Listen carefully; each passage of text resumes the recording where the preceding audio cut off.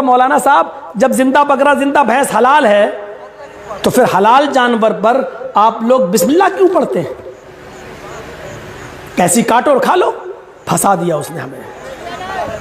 मैंने कहा बिस्मिल्लाह इसलिए पढ़ते हैं कि बगैर बिस्मिल्लाह के वो हराम है। तो फिर एकदम फंसाया। क्या कहता, अभी तो आपने कहा था जिंदा बकरा जिंदा भैंस हलाल है, अब आप कह रहे हैं बगैर बिस्मिल्लाह के हराम है। तो इसका मतलब यह है कि उस पर बिस्मिल्लाह अल्लाहू अकबर पढ़ेंगे तो फिर हलाल होगा ना। हमने कहा हाँ, इससे पहले क्या था? मैंने कहा यार ये तो और फंसा लिया, ये तो बड़ा लग रहा पढ़ा लिखा।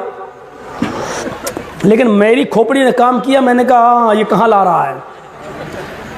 मैंने कहा अच्छा चलो। अब मैं आया, मैंने कहा हाँ पंडित जी अब बोलो। मेरी खोपड़ी काम कर गई। जिंदा बकरा जिंदा भैंस क्या हुआ? मैंने उसको समझाने के लिए मैंने कहा हराम है।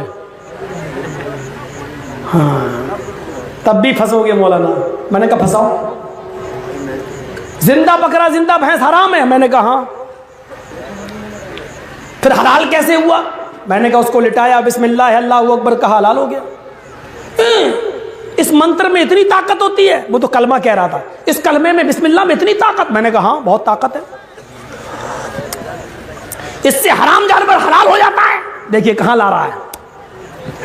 मैं भी कहता चला। मैंने कहा हाँ हो जाता है हराम जानवर हलाल। हमने कहा हाँ हो जाता है।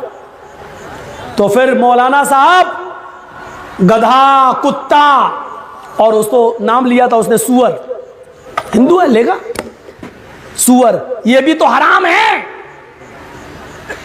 तो फिर इस पर भी बिस्मिल्लाह पढ़ लो, ये भी हलाल हो जाएंगे। अभी आपने कहा हराम जानवर बिस्मिल्लाह पढ़ने से हलाल हो जाता है, तो गधा